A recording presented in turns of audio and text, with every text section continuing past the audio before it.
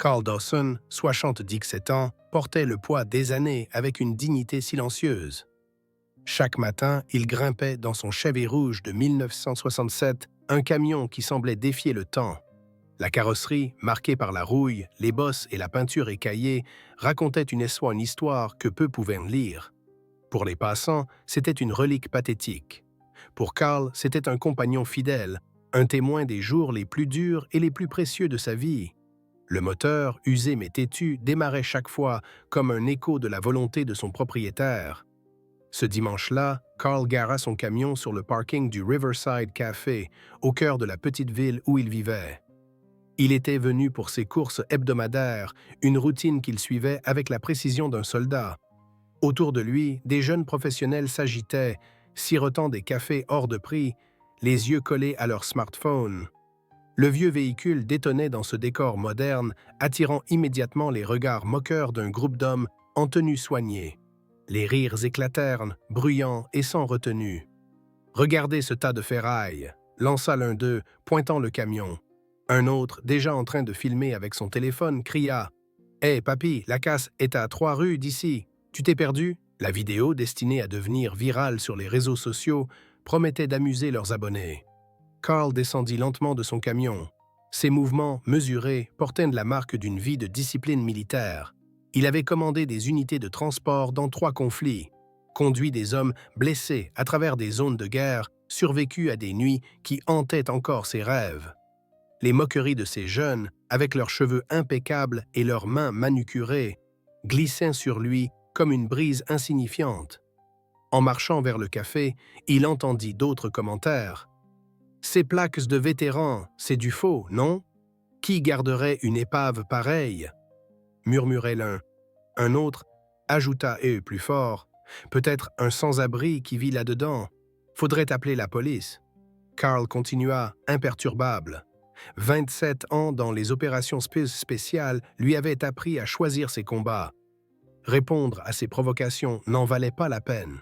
Lorsqu'il revint avec ses sacs de provisions, une petite foule s'était rassemblée autour de son camion. Au centre, un influenceur, armé d'une caméra professionnelle, posait à côté de la portière rouge, jouant la comédie pour ses abonnés. « Voici probablement le véhicule le plus ridicule du pays », déclara-t-il, exagérant un air de dégoût. « Voyons s'il démarre ou s'il faut appeler un musée pour le récupérer. » Les rires redoublèrent. Quelques passants semblaient gênés, jetant des regards furtifs, mais personne n'osa intervenir. Carl chargea ses courses sur le siège passager avec une lenteur délibérée. Puis il s'installa au volant, le cuir usé du siège épousant son corps comme une vieille armure. Ses doigts, noueux et marqués par le temps, effleurèrent une photo jaunie glissée dans le pare-soleil. 8 jeunes soldats, souriants, posaient fièrement devant ce même camion dans un désert lointain. Seuls 3 étaient rentrés vivants. Pour ces étrangers qui riaient, ce véhicule n'était qu'une blague. Pour Carl, c'était un sanctuaire, le dernier lien tangible avec les meilleurs moments de sa vie. Il ne tourna pas la clé immédiatement. Il resta assis, droit, le visage impassible, tandis que les moqueries continuaient dehors. Mais quelqu'un observait. Quelqu'un qui reconnut ce modèle précis de Chevy, ses marques spécifiques sur la carrosserie, ces impacts qui n'étaient pas de simples accidents. Sans prévenir, un SUV noir aux plaques gouvernementales surgit sur le parking. Les pneus crissèrent légèrement alors qu'il s'arrêtait brusquement. Les rires s'estompèrent, bien que l'influenceur, absorbé par son direct, continua de parler. « Ce truc appartient à un broyeur, pas à la route. Je rends service à la société, les amis. » lança-t-il à ses milliers de spectateurs en ligne. Le SUV se positionna juste derrière le camion de Carl, bloquant la sortie. 4 militaires en uniforme en descendirent, leurs bottes claquant sur l'asphalte en parfaite synchronisation. Leurs visages étaient neutres, leurs armes visibles mais discrètes. Sans un mot, ils formèrent un périmètre autour du camion. Puis la portière arrière du SUV s'ouvrit. Le général Marcus Ellison, vice-commandant des opérations spéciales, apparut. 4 étoiles scintillaient sur son uniforme, des rubans de combat alignés sur sa poitrine. Son visage portait les traces d'un homme qui avait donné des ordres difficiles et vécu avec leurs conséquences. La foule se tut comme si l'air lui-même s'était figé. Le général balaya la scène d'un regard perçant, enregistrant chaque détail. Les jeunes moqueurs, l'influenceur avec sa caméra et Carl immobile dans son camion. Il avança, ignorant tout le monde sauf l'homme qu'il était venu voir. Les militaires écartèrent de la foule, créant un couloir d'autorité. L'influenceur, déstabilisé, continuait de filmer, mais sa voix tremblait. Ce n'était pas le spectacle qu'il avait anticipé. Le général s'arrêta à la fenêtre de Carl et, sans hésiter, leva la main dans un salut militaire impeccable. Carl leva les yeux, reconnut l'uniforme et ouvrit sa portière. Il descendit, se tenant droit malgré les douleurs de l'âge. Les années semblèrent s'effacer de sa posture alors qu'il rendait le salut avec une précision instinctive. « Maître-sergent Dawson », dit le général, sa voix claire portant jusqu'à la foule. « Ça fait bien trop longtemps, monsieur. » « Général Ellison », répondit Carl calme mais ferme, « je ne m'attendais pas à vous voir ici. J'étais en route pour Fort Carson quand mon aide a repéré votre camion, » expliqua le général. Il se tourna vers la foule, son regard aussi tranchant qu'une lame. « Ce véhicule que vous moquez, en 1974, il a transporté 18 soldats blessés à travers une embuscade, sans lumière, sans radio, sous un feu ennemi nourri. » L'influenceur baissa lentement sa caméra, son direct oublié. « Ces bosses que vous trouvez si amusantes, » poursuivit le général, posant une main sur la portière cabossée, « ce sont des impacts de shrapnel. Chaque marque représente une balle ou un éclat qui a frappé du métal au lieu d'un homme. » Un silence lourd s'abattit sur le parking. Même les oiseaux semblaient avoir cessé de chanter. Cet homme et ce camion ont sauvé 23 vies américaines en une seule nuit, lors de l'opération Desert Shield, une mission classée secrète jusqu'en 1998. Il a conduit sans GPS, en pleine nuit, naviguant à la mémoire pendant 6 heures, avec des hommes agonisants à l'arrière. Un des jeunes moqueurs s'avança, le visage rongé par la honte. « Monsieur, nous ne savions pas, » murmura-t-il, la voix brisée. « C'est précisément le problème, » rétorqua le général, sa voix cinglante.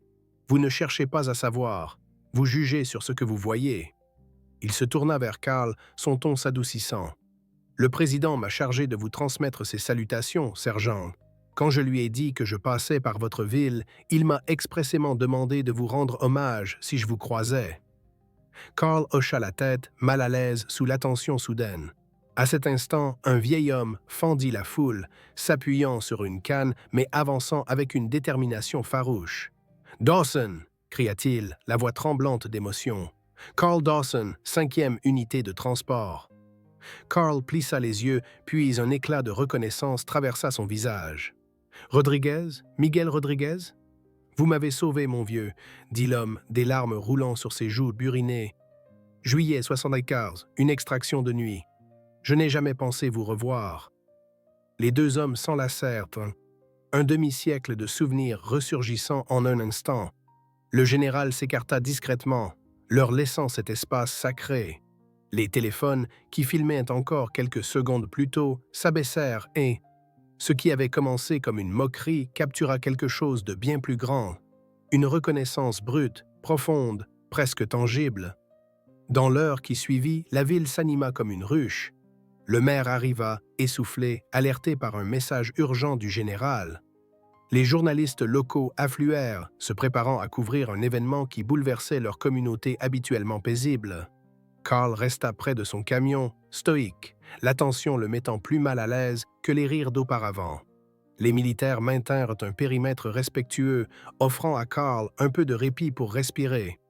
Rodriguez ne quittait pas son côté, les deux vétérans échangeant des mots rares mais lourds de sens, des fragments de souvenirs partagés dans des temps plus sombres.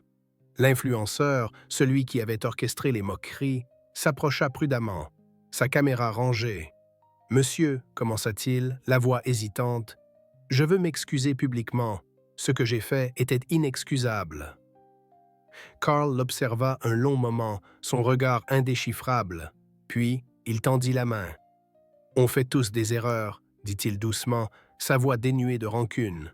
« L'important, c'est de les reconnaître. » Le jeune homme, visiblement secoué par la magnanimité de Carl, serra sa main, incapable de répondre. La foule, qui avait assisté à l'échange, resta silencieuse, absorbée par la leçon implicite de cet instant. 3 semaines plus tard, pour la journée des vétérans, Carl mena la parade de la ville, une première depuis sa retraite en 1999. Son camion, toujours aussi cabossé, portait fièrement Rodriguez et 2 autres anciens camarades, retrouvés après que l'histoire de Carl eut fait le tour des médias locaux. L'influenceur, désormais transformé, commentait la parade en direct, racontant avec respect l'histoire du camion et l'héroïsme discret qu'il incarnait. Les rues, bordées de spectateurs, se turent au passage du véhicule. Des pancartes artisanales s'élevaient dans la foule.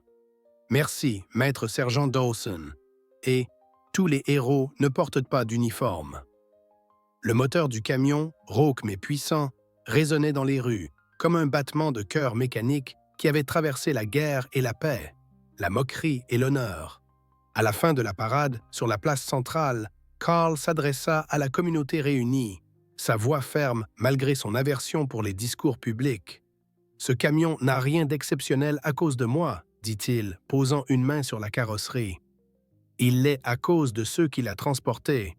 Souvenez-vous d'eux, surtout de ceux qui ne sont jamais rentrés. » Le général, présent en civil, hocha la tête, les yeux humides.